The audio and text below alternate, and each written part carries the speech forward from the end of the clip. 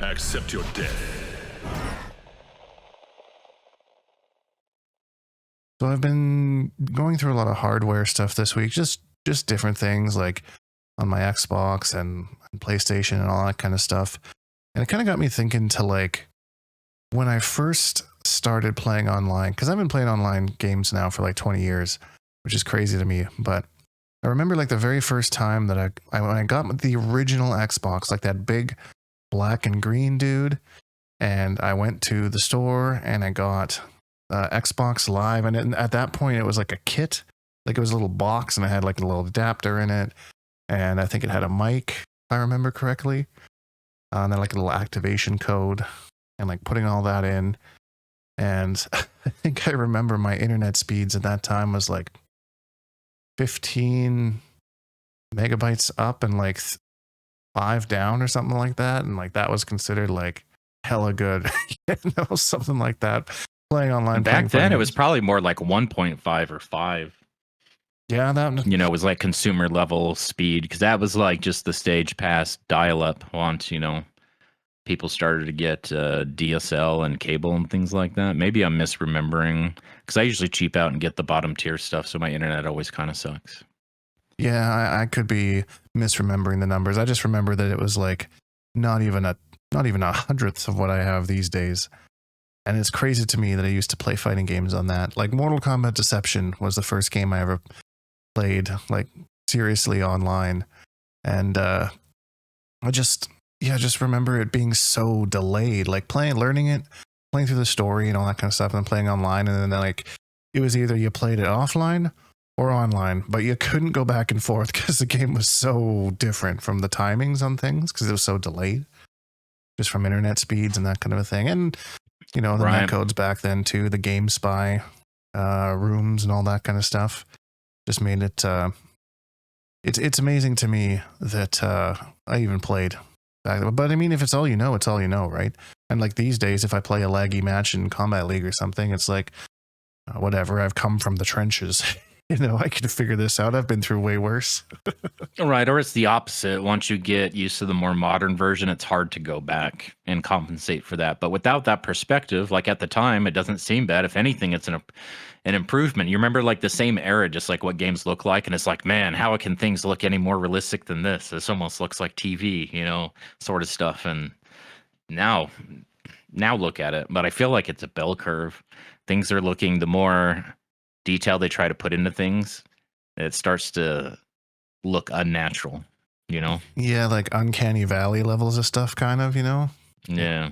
You're familiar with that, but yeah, that's what I was thinking too, like, but even now, I remember I was, what was it? I think I was playing Expedition 33. And I'm like, how do you make games look better than this? Like, how does it get better than like these types of graphics, But like you said, I've said it how many times before over the years, and they just keep improving on it. So yeah, I mean, it's not just graphic fidelity; it's the stylizing they do, the art direction, and things like that. And that's what really makes that game pop and kind of like stand out. Is really deliberate choices, creative choices with the way they made the game look aesthetically. I don't know. It's cool. It's a banger.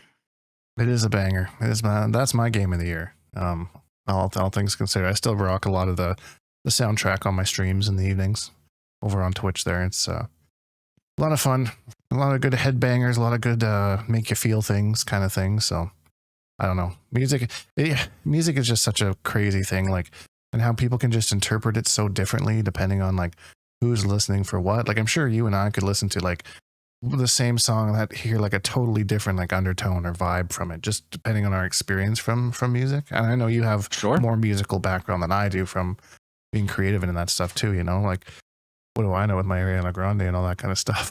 But still, No, I mean, a lot of that is just how they say it, like you go to like a museum and you're not an artist, you're not a painter, but something doesn't sit quite right. Like there's something, but if you like dig into it, and you can tell there's like a lack of balance. You just don't know the words to say, right? But if you talk to somebody that's more experienced and they start talking about dynamic symmetry and the composition, the balance of the composition, and how it's supposed to lead your eye and stuff. So that's kind of like, on the artist to do that. And you know that they're not going to be there to explain anything to anybody, right? Once you put it out into the ether, and that's what makes good art, good. Yeah, if you can have like a wide Is that it variety does translate. of reception, right? Like people Sure. can get different things from it, and people focus on different things. Like, I was there's one song on there I was listening to, and it just feels so epic to me, the way that they build it up and like the crescendos and all that kind of stuff. And then I showed it to a friend, and they're like, I don't like the melancholy feel of this song. And I'm like, that's crazy. I didn't pick that up at all. I was so like concerned about like the epic like clashes and stuff. I didn't even hear like the undertones to it. So I don't know. Stuff like that's crazy. It's a crazy world, and humans are nuts. So nuts that sometimes they leave comments on our podcast. That is pretty nuts. That is pretty nuts, but we respect that. That's a cool kind of nuts, like cashews, I don't know how you feel about cashews, but anyways. First question here. Yetsky, also realizing how much my character love carried me over the hours of sweaty sets and old titles.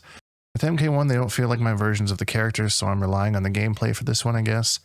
It's tough for me to grind out certain matchups. I don't feel like I'm Raiden or Cyrax. Immersion is really low for this title. The DLC choices contributed to that as well. The games aren't swaggy anymore. MKX Raiden run cancel combos were peak, in my opinion.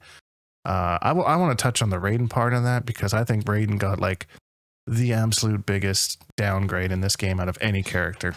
Like, hands down, they did him dirty in this game.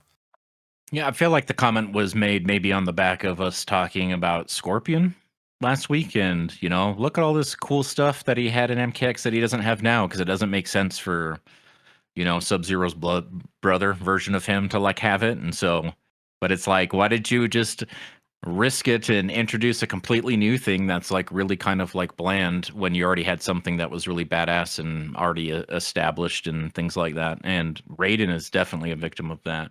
He is by far like just the biggest weeb on the whole roster. Like, what is he even doing there? Like, and why is he so brutal? Why is he electrocuting people and stuff? And I start thinking about it, and like, dude, in the story, the actual Mortal Kombat competition was just like, you were playing Raiden before he had his lightning powers, and just kind of like, oh yes, Princess Katana, I'm, blah blah blah blah blah, and it's like these really anticlimactic fights. Like, that's the tournament that's in the story. But I think that was a misfire. But I understand the struggle, the character identity struggle. Yeah, I struggled with that with Quan Chi, because like the voice actor in MKX and MK9 was just, that was Quan Chi's voice, and some may call it nitpicky, but like we were just talking about, I don't know, when I'm hearing it, I hear the character and I hear how he is, and it took me a while, and like it did grow on me eventually, but at first it was quite jarring to me to have like a completely different voice for him than what I was used to. Right, maybe they couldn't get the voice actor back or something. Who knows what happened there? But there's plenty of other characters where I feel like it's fine. They didn't deviate too far off course, right? Katana and Melina are still sisters. It's not the clone story, the traditional Melina clone story, but at the end of the day, playing the character and how the character's represented, like visually and in the story and stuff, I think worked out fine. Like Katana and Melina. Yeah, I'm happy with them. I like the whole arc, to be honest, about how Katana's kind of taken a back seat a little bit in this one, and the focus is a little bit more on Melina. She's the one that ends up taking over for Sindel, and then there's a whole like love thing with Tanya, and got to keep that hush hush because he can't be with Doomgadi and stuff like that.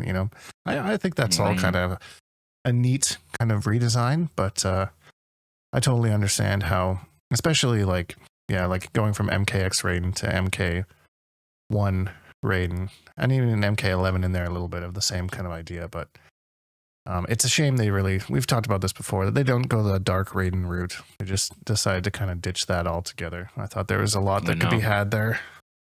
Dude, what a climax from MKX, and the way they marketed like the very beginning like intro cinematic that they used to kind of like promote it a little bit, with Raiden torturing and like Dark Raiden torturing and electrocuting Shinnok and stuff.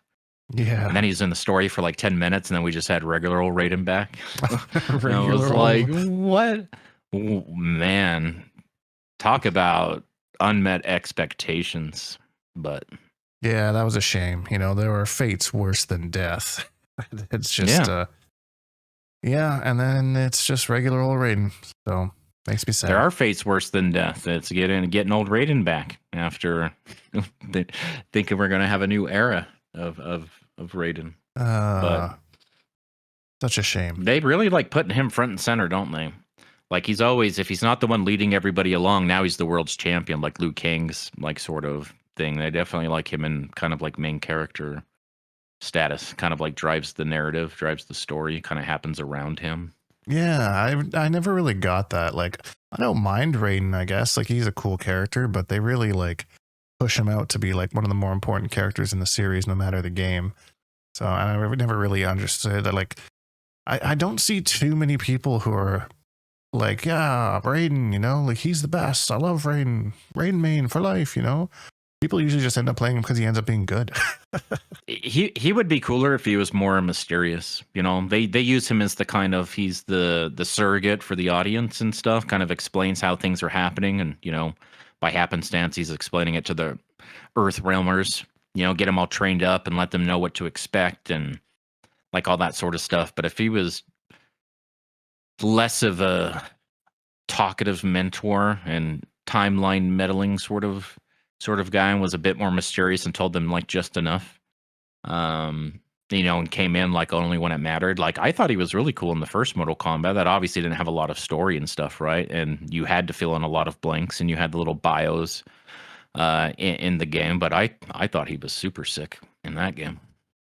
Yeah, I would like to see him more as like a background character, like, and like a little bit more focus on like the Thunder God kind of thing, like he controls the elements more, and the ways that he controls the elements in the stories is like indicative of something. Like, all of a sudden there's this thunder and lightning just engulfs one of the cities, and they have to go and find Raiden and be like, why are you doing this? What is going on? He's sitting on top of his little tower, like in Deception. You got to go up the tower and find Raiden.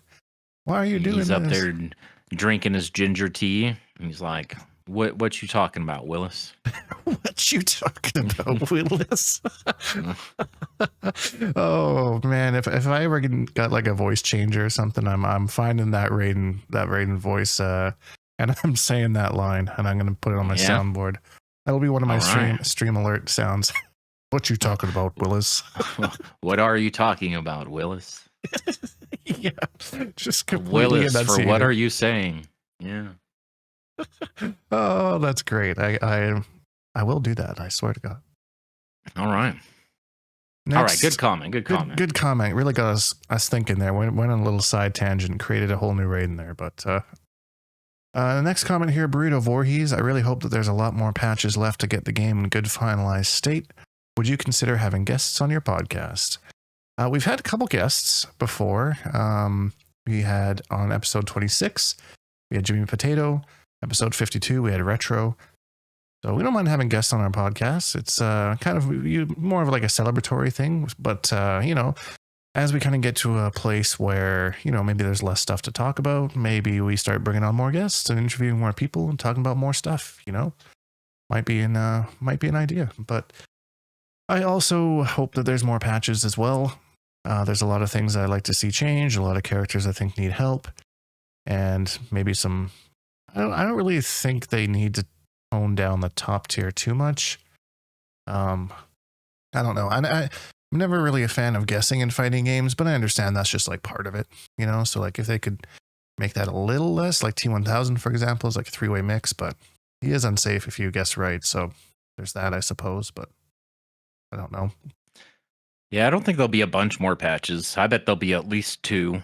I think they're basically going to patch up, and I think Final Combat is going to be the last time we hear from NRS for a while.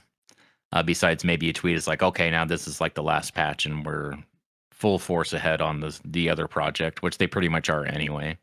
I don't think we'll get a lot of patches, but a couple maybe. That's just how I feel about it. I don't have any real evidence besides just, previous behavior. Yeah, and I don't think the patches will be super huge or super meta changing either. I think they'll just be some kind of quality of life things, maybe some things that they've been meaning to implement and just, didn't get around to. A couple little frame changes or hitbox changes or something like that. So How full circle would it be if in the very last patch they reverted Cyrax's horizontal copter chopper? oh man. that would be a full circle moment, It'd be even more full circle if they did it again by accident. Remember when they accidentally reverted that? And then they're just like, this is the last patch. Oh wait, we didn't mean to do that.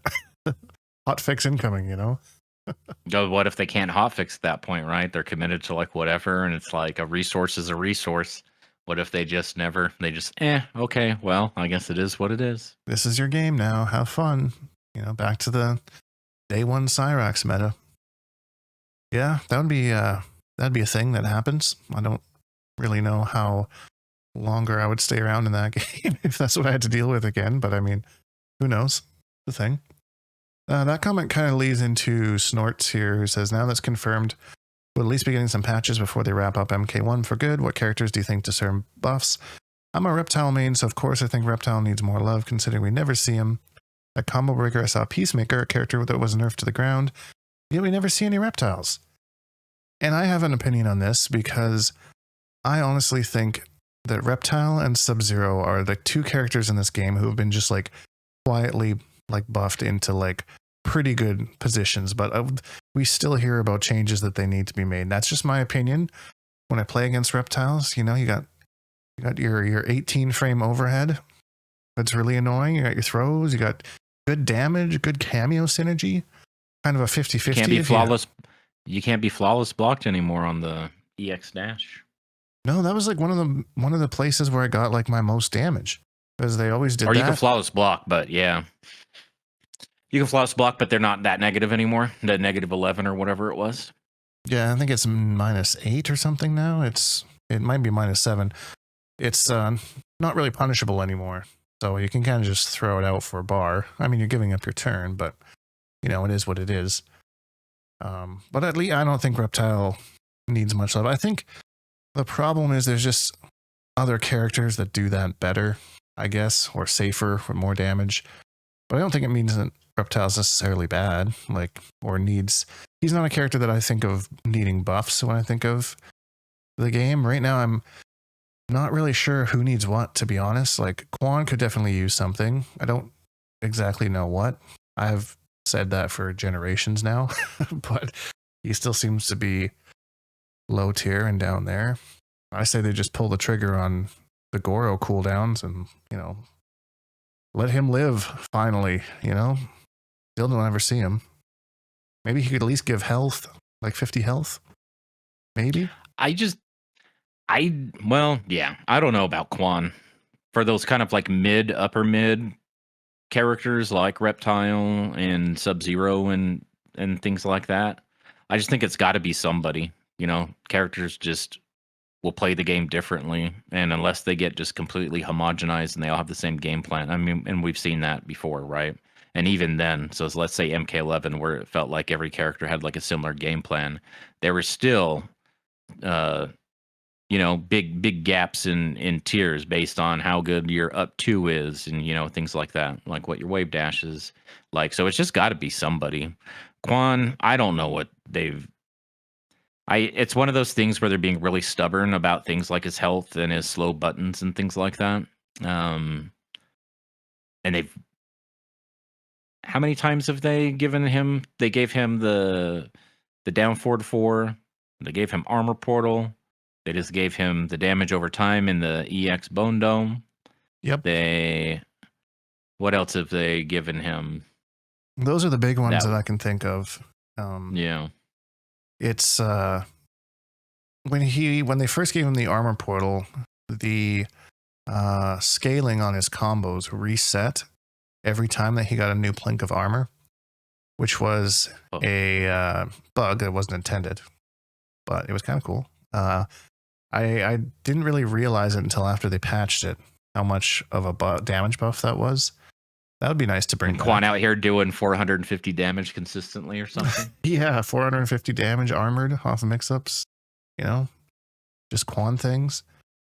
I don't know. You could make his charge back 2 cancelable, maybe? I have no idea. That would be interesting. Quan cancels. Kind of like the Conan cancels, but like just like armpits in your face every few seconds. That would be pretty funny. Yeah. You'd be out there doing like the YMCA dance, trying to mix you up. I would love that. But yeah, I feel like I don't know. I have no idea who should be buffed / nerfed in this upcoming patches. I just always like to see something, get shaken up. Like if I had to imagine, probably see one patch between now and Final Combat, and then one patch after Final Combat is probably that's my prediction on what's happening. And then the last patch of the game will probably be bigger than this mid patch because I feel like they wouldn't want to mess up too much stuff in anticipation of Final Combat.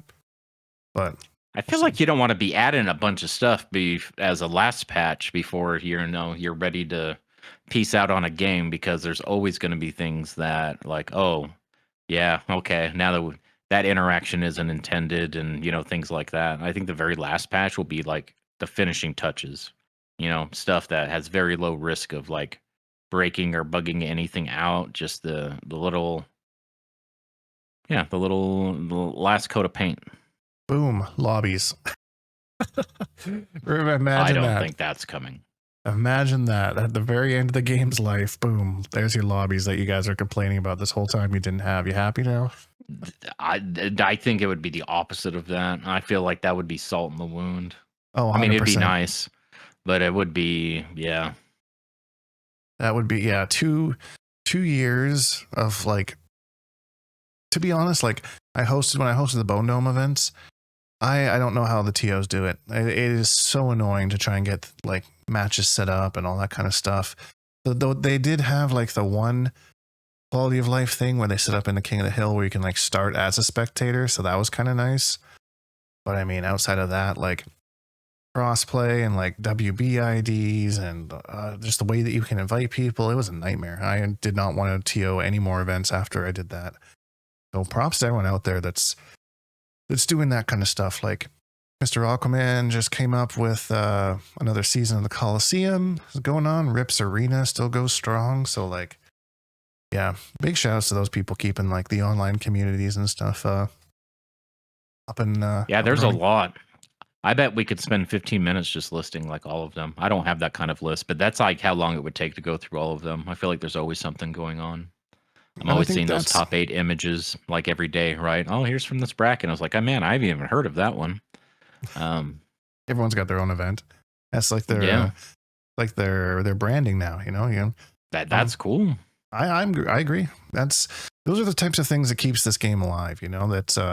It keeps it active. And even though it's not new and shiny, and I still don't really have too much problem finding matches in Combat League, and there's still events going on, and the brackets still have, a fair amount of people competing in them. So, I mean, NRS has always kind of been in that zone where like it's usually a bigger base up front, and then kind of as time goes on, it dwindles, but there's always like the core there, and I'm sure to some extent that's every game, but it's definitely evident in NRS games for sure, whether it's Injustice or Mortal Kombat or all that kind of stuff.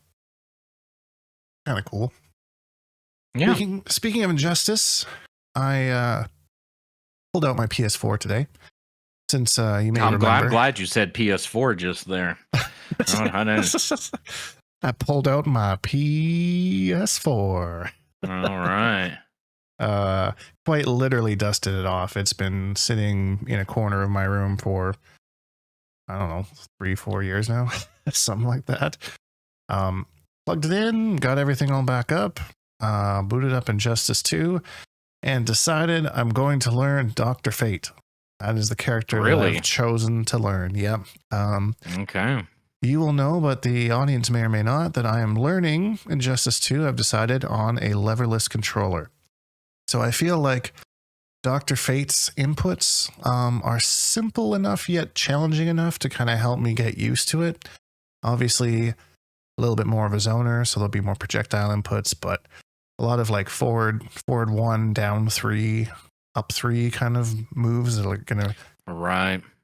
Be good for that kind of a thing, and just not like a super complex. He's complex in some ways. I kind of forgot about his onks that he has, like that he kind of stores up on himself, and he can like throw a beam down on you. So that's kind of cool. And then the trait version with all the bouncing, he has some super swaggy setups and conversions and stuff. Oh, I totally forgot that that's what that did. I was in practice mode today, and I was like, "Why the hell would I ever use this? What do these do?" If they land, you're right. So you set it up while they're airborne, and then they land on it. Oh, okay, that makes sense. That's starting to come back to me now a little bit. Now that you say it like that, I was looking through the roster, and and it came down between Dr. Fate, Cyborg, and Captain Cold. And I think Cyborg had a little bit too many inputs. I might learn him at some point, but like all the instant air stuff at some point, well, I think would be good. But I'm still like learning how to move around and stuff. So I got to get that down first before I kind of get into that. And then Captain Cold, I remember just so many fun setups and stuff with that ice dome and stuff. So and he ends up with a really strong projectile once his speed gets up, once his trait is charged. Nasty. It's super annoying to deal with. Yeah, I remember putting like you shoot up in the air the meter burn and just drop a fridge on the screen, and then you just stand beside there and just charge your trait while they're trying to figure out how to get over this thing, and then just pew pew pew pew fire away. That's annoying when you're a character that has to get in. Like he's so good at characters like Cheetah or whomever that just have to get in. They don't have any options from further back, right? No projectile or nothing they can do. Like even Enchantress can at least try to throw Hex if he wants to try to lay him out and build his charge. Yeah, things like that. Those are the characters that I like just to play for fun. Setup / zoner characters. So I'm gonna start my journey with Dr. Fate once I'm feeling like confident enough, and I'll record a set or something, and we'll put her on the YouTubes for everyone to enjoy and watch my journey with getting back into Injustice 2. I put out a little guide last week, and it had some really good reception. People seem to be pretty excited to see Injustice again, and whether Injustice 3 is the next game or not, we're in this weird in-between period that always happens between games, so why not mess around with some old stuff, Right, to see if you see how rose-tinted the glasses actually are, if it's as good as you remember. Because I feel like there's things about the game where I'm like, oh yeah, but it's not that bad. It's more positive than bad. I have like 400 loot boxes, like so many platinum loot boxes and stuff. I'm not going to sit there and spend an hour and a half literally opening everything into an overflowing inventory. That's just going to delete items. I'm not going through everything individually. That's the sort of stuff I don't like about the game. That's outside of like gameplay, but their little loot box system and stuff. The gear's cool. I think they try to do too much with it, but it is fun having, you got 5 loadouts per character. That's 5 unique costumes that you can have, and I like that kind of stuff in games. I think Injustice 2 has some of the best customization out of probably all the NRS games, to be honest.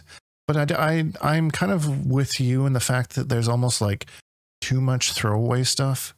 Like there's so many things that are just clones of something else, and we should have like 12 badass outfits that you mix and match instead of like 45. And it's just because, number 37 and number 31 are only distinct because of a little extra square they put on there somewhere, but it's still a slot and it's still something that you literally have to manage, whether you're deleting it or, anything else, because you can't bring in any of the other cool stuff if, your character's maxed out and the inventory's maxed out and all of that. Yeah, that was really annoying. I'm in the same boat. When I looked at my inventory and I have like a bajillion loot boxes that I could open, I'm like, do I really even care? At the end of the day, I stopped. I feel like everything's a duplicate. Yeah, because I spent so much time on the game before. I just have literally everything. So opening any box just gives me something I already have, or something I've already deleted. Maybe I'll get back into it now that I'm playing Dr. Fate and I have like a whole new collection of stuff to unlock and achieve and all that kind of stuff. But yeah, I don't know.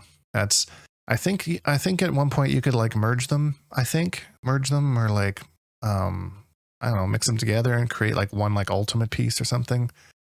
I don't remember if you like really wanted them. I don't remember that. You have like and they all have those like almost like AI generated names, like Flaming Boots of Amon Ra. Right. Kuai Liang's Mask of Cold. It's full of stuff like that. I was messing around with some Zero. I'll probably just play Enchantress and or Sub-Zero. I kind of want a side character because you kind of really need a palate cleanser with a game like that. It depends on how much time I'm spending on it, which hasn't been much. I've played a few matches, only with Enchantress, but it's fun. Nice. Just Enchantress? Have you been in practice mode with anybody else? Or I took a bunch to practice mode. We talked about this last week. I can't remember if it was on the podcast or before, like when we were talking about choosing a new character, right? And then you came in. It sounds like you said it on Dr. Fate, who you haven't played before. And I had a small roster of characters that kind of fit that same thing. So I went through them, and that was like Atrocitus. I went back to Cheetah a little bit and just kind of pressed some buttons. Red Hood, and then Sub-Zero and Enchantress. Those are the only characters I feel like a little bit of Scarecrow as well. I was looking at all the command grab characters. Command grab characters, huh? Like Bane? Yeah. Little Swamp Thing. Not Bane, funnily enough. I mean, instead of not like grappler characters, but characters that just have a command grab. Right. Especially if they're a good one. Because a lot like Sub-Zero's is a high, right? And if you're ducking, there's no block button, so you don't have to let go of block to, try to micro duck a throw or something like that. It just happens automatically if that's the property of the throw, that it's a high. But mainly just the input. The down, back, forward. I feel like I'm always fighting the input buffer in this game. Like trying to time in a jump in. If I do a jump 2 and trying to jail that into the next string, I feel like I can't get that at all. That's always been a problem for me with this game.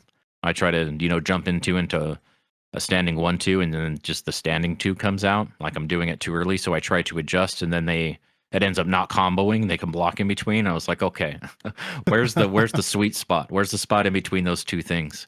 That's always been a huge blind spot for me in Injustice, and there's a few things like that.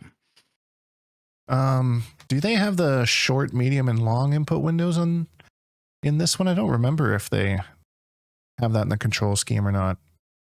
That was that might have been something they introduced in MK11. Yeah, I'm kind of thinking the same. I'm not sure that I remember something like that.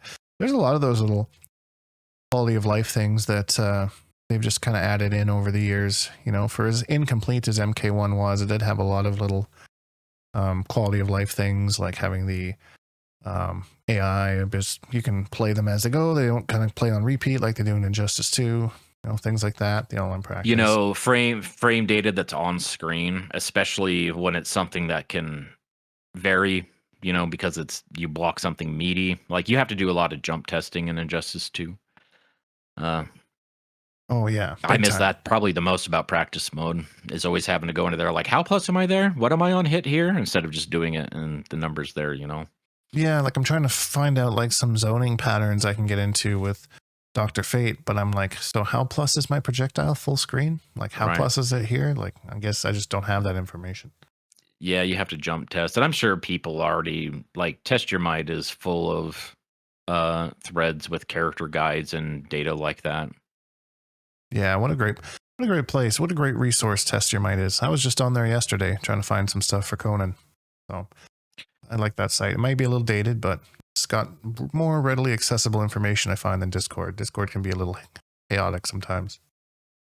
I feel like I'm glad it's still alive. It feels like, because forums have kind of become antiquated in a lot of scenes. It's all about Twitter tech and Discord tech, and there was definitely like a tonal change in Test Your Might when MK11 came out. A lot of new people coming in, and kind of, everyone kind of knew each other, and I feel like things were generally friendly and stuff like that. And a bunch of new people came in. And, it's like when you get someone comes in from the outside and, they're not putting their dishes away and, just tracked mud all over the floor. Like that was kind of like the feeling, not trying to like gatekeep or anything, right? But definitely like a lack of respect in a lot of regards to, it's started to get this kind of like weird ick to it. I feel I don't spend a lot of time there like anymore, but not regularly, just and that's like not a test your might thing. That's just because general Mortal Kombat interest sort of thing. But when I'm deep in the MK sauce, I check test your might every day, and I try to use it. I'm always looking for new stuff, new tech. If you ever pick up MKX or Injustice 2, I feel like that was kind of its heyday as far as like tech as a tech repository, like big threads, big character specialist threads and things. Oh yeah, big time. Yeah, and that was before Combat Academy as well. So I mean, the peak of test your might to me was back in MK9 before we even had frame data, and that's where Somberness, I believe it was, went through and posted all the frame data for all the characters of the startups and the on blocks and the cancels and all that kind of stuff. And it was like, that's where you went to get your frame data. So like, again, just quality of life things over time. Now we have real time in game on the screen frame data. And back then you had to go to a damn website to get it. I mean, not to be one of those, in my day, I walked 2 miles to school uphill in the snow, like sort of thing. But I am definitely like an old dog that I don't want to be one of those old men that just complains about, modern amenities and things. But I kind of miss the old ways of doing things, and like the ritual of it and the sense of community and stuff like that behind it. But the flip side of that is that it's way more accessible, and way more resources means that, like, look how many beasts play this game right now. And I think that's what kind of like enables it. Information is so much easier to get, and a lot more people like playing, so people level up really fast.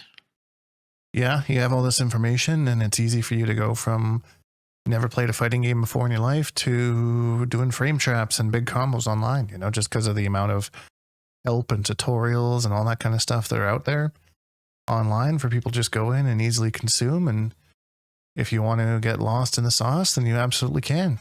It's not that hard these days. Yeah, it's fun getting into. I remember when I first got into the technical aspect of fighting games, right? And there's like so much information and so many other like fighting games. Maybe you are just interested in Mortal Kombat, but then, once you get more acquainted with that, then other things start looking more appealing, and you're playing multiple games. Maybe you pick up Street Fighter, or Under Night, or something like that. But that hunger, and there being so much information and stuff available, and the personal accountability that comes with playing fighting games, right? Like, obviously everyone's got egos to some varying degree, and keeping that in check, not having meltdowns like me. I think we've all kind of been in that rut. I'm there a little bit. I've been learning Conan Shujinko, and I just started working on his cancels, trying to understand them. Speaking of kind of the opposite of what we were just talking about, I'm finding it hard to find information on his cancels. And again, I'm probably going to go to Test Your Might and kind of ask around on that kind of topic, because I can't seem to find too much there. I know that they're mostly negative, and it tells me in the training mode, which is nice. But I don't know if there's anything else I can combo it from, because it is nice being able to get a little combo extender without any meter. But yeah, that's right now. I went on a big losing streak yesterday, and I was just like, man, I'm playing this really good character, and I feel like I have a good grasp on him, and there's just something's not clicking. Something's just not there that I'm not getting, and that's kind of frustrating. I just need to get over that plateau, the next level. But yep. I'll get there, and maybe that's finding more information on cancels. I don't know. Well, we'll see. I'm still enjoying it. You just might end up with an epiphany, right? All of a sudden, a light bulb goes off, and you're like, oh, like you don't know what you don't know. So you can't possibly speculate what that thing may be. But once you know, and it all kind of comes together. And, think about learning a new character, learning fighting games, like lots of peaks and valleys and lots of plateaus, and the plateaus are way longer than the learning periods. And I think that's what gets a lot of people. Yeah, a lot of people will quit. I've seen it firsthand over the years from all the people I've tried to teach, and some have went on to win tournaments and stuff, and others they just They just get stuck and they never really get past it. So, but Right. I know that if you keep at it, you will get there. It's just that's probably the hardest part about improving in fighting games is when you reach that plateau, because it's such a good feeling when you're climbing and you're doing good, and wins are racking up and you're feeling like you're a big dog, and then all of a sudden just hit a wall. Just like, Yep. what the hell happened? And you're there for however long, and then that feeling when that thing clicks and just up you go again, and you're like, yeah, like the little Price is Right dude, yodeling up the hill or whatever. Like, it's a good feeling. I really enjoy it. But we'll see. I don't anticipate learning any other characters in MK1 at this point in time, especially now that Injustice 2 is kind of getting a little bit more of my attention. So this Conan and Shujinkydink experiment might be the end of my creativity for that. But you never know. It depends how long we're waiting for the next game. Right. Injustice 3 or MK 2/13, whatever it ends up being. I don't know. But I mean, I really hope that it has a better launch than MK1 did, no matter what it is. So more lobbies right off the bat, more quality of life stuff. Yeah, I don't know. As far as like features and stuff that I want the next game to have, I can't really think of a whole lot. I did find that legendary gear in Injustice 2 was like way too grindy for me. I hope they don't bring that back. That required too much time and attention. Well, they want to do things that get you to play the game like every day, right? But they really struggle with not making that feel grindy. And that was a big problem with Invasions at first. And, that got better. So I think all of these are... Maximilian dude was talking about that in his video. Like, he hopes that the next game isn't Mortal Kombat. Like, they need a break then from Mortal Kombat, because that lets them kind of like just chew on things, and they make another game and they're flexing other sorts of muscles, because you can see where some quality of life things have kind of carried over from Injustice to Mortal Kombat, things like frame data in the first Injustice, right? And that carried over to the next Mortal Kombat, and interactables and things like that. So give them a break from it and come back like really hungry and with new ideas after working on something else. Yeah, I think that would be good for them too. Give them a break. As much as I love Mortal Kombat, I like to see that take a back seat. We just got 2 MK games back to back. Both stories were kind of ass, in my opinion. MK11 was really, really good as a game, like as a whole package. But just that gameplay was lackluster. And then MK1 was the exact opposite problem. It's a shame that they couldn't mix those two together, That would have been like the ultimate game. I would have loved that so much. But we'll see. I don't really know what other kinds of game modes they could put into Injustice 3. Like, you feel with like a superhero, like comic kind of genre, that there should be a lot of them to be doing. And like the multiverse stuff that they were doing with MK feels way more appropriate for something like Injustice, That makes sense? Right. Yep. Yeah, different versions of characters and different lanterns and different Batmans and all that kind of stuff. So, but right, because these stories have been in the Injustice universe, whatever universe number it is, right? The universe where Joker kills Lois Lane and Batman and Superman goes, a little bonkers about it, and we get Dictator Superman. But you're talking about like what they did at like the end of the MK1 story, where we get like one from over here and one from over here and one from over here, and yep. Wouldn't that be that? Dude, they should do that, and then put Janet Cage in Injustice 3. That'd be hilarious. I would love it if she just showed up as like in the background somewhere. She just shows up, girl power. I mean, that'd be something interesting. They do goofy stuff like that every once in a while. That would be funny though. The way that they've been like hinting online at like, what's your favorite Injustice 2 character? And who wins this matchup? It's really seems to me that they're laying the framework for another Injustice game. I don't think that, and this is why, and it was Ice Cream that pointed this out. Ice Cream. Yep. That posts a lot of MK and NRS related stuff, and they were talking about that, but that's from like the UK and Ireland WB social page. And someone had pointed out, like, if you go back, they just post those. Those are like that happens like every Tuesday and every Thursday or something, and they've been doing that literally since the game stopped, since MK11 started. So it's nothing to read into because it's happening like no matter what. It's not indicative of anything, and it's been going on for 5 years or 7 years or whatever. Yeah, it could be just one of those like just focus things where like I was always on my feed and I just never really noticed it until recently, you know? Especially People are with sharing them a lot more, right? Because everyone's got Injustice on the brain, but it's not necessarily a sign that it's not like a promotional campaign or them trying to like drop hints or anything. It's just what that account does. I would say like a bigger hint was the Ed Boon Instagram post. That's probably the biggest hint that we've had at anything so far. I agree. But I mean, we still have the Right. MK2 movie to come out.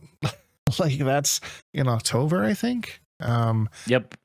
Seen some artwork. I don't think they've dropped a trailer or anything for it yet. I'm sure I would see that like right away. No, and they just dropped the skins, right? Because they're done with making content because skins are content. So here's just everything that we were planning on putting in the game. Here's some movie skins for something you won't see for another 6 months or whatever. A little teaser at what they might look like. It's how the cookie crumbles, so they say. I'm just hoping for this movie that they don't go the route that Annihilation did and just try and like pour as many characters into the story as they can and just be like, oh, now they're fighting this guy for some reason. And here's Molina, a little mud fight, you know? Right. Anybody got a purple sweater? Throw it on this guy. Hey guys, rain is here. You know, it was like all this really, I don't know. I didn't mind the first movie. I don't like the whole. They felt like they needed to explain where people are like, why can Scorpion use fire and why can Sub-Zero use ice and stuff like that. And they introduced that whole it's their Arcana, sort of thing. Dude, especially as a Mortal Kombat person, and yeah, it was kind of cringy. And I get the whole, what's his name, Louis Tan's character, Cole Young. Yeah, Cole Young. Like they need it. He's the audience surrogate, right? You need somebody to kind of experience that through. Traditionally in Mortal Kombat, that's like Liu Kang or somebody like that. So they wanted a new character. I don't know. I don't know, but it wasn't as bad as. It's worth seeing. Kano is so funny in that. Like that actor and the writing for him. I thought that was really good, and I really like. Joe Taslim, Sub-Zero. You watched the show. What show is he on? I haven't seen the later seasons. It's called Fighter or something. Shit, I'll have to look that up. Yeah, I haven't seen that. I think one of my favorite lines in the whole movie is when Sonya's getting all serious and talking about how he killed my partner at the time. And then in the background, Kano's just like womp womp. Like just that character carried that movie. The show's called Warrior.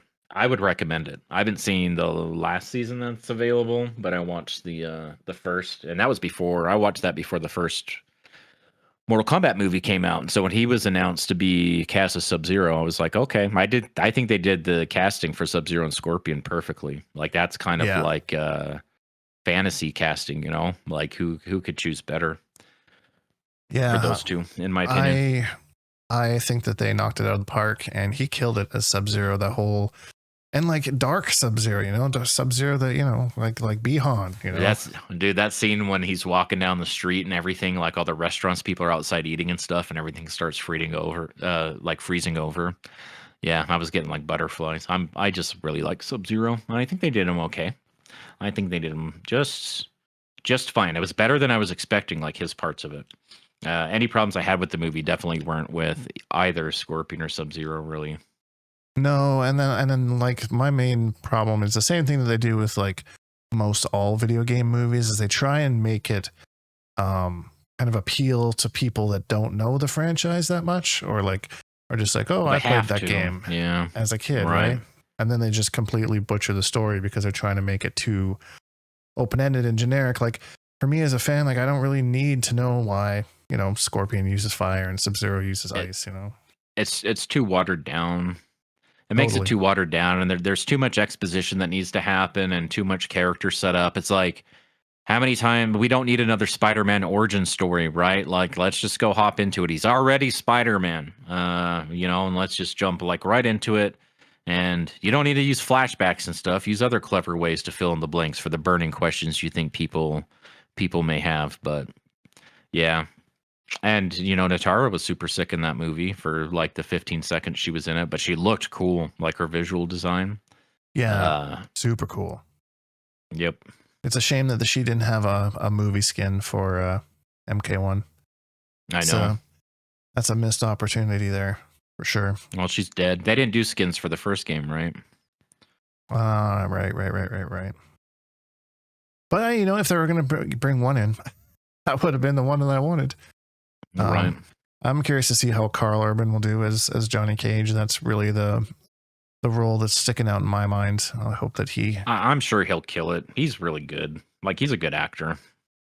Yeah, I have faith in him. I just hope that he's not kind of standing out in a stinker, kind of idea. Right, or like he's a cool character, but not really kind of Johnny Cage-ish. Johnny Cage is always he's a big part of the comic relief that helps keep an otherwise dark game pretty lighthearted sometimes.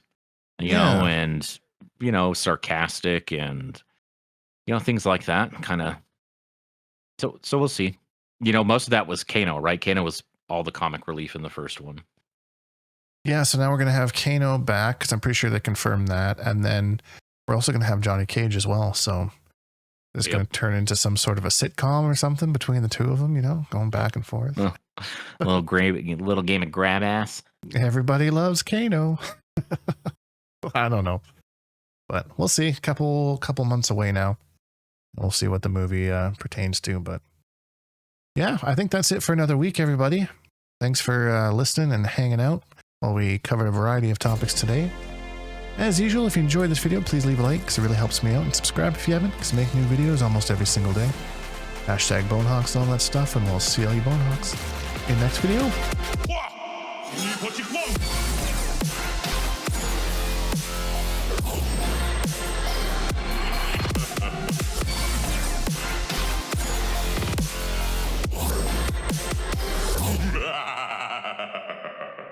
Accept your death.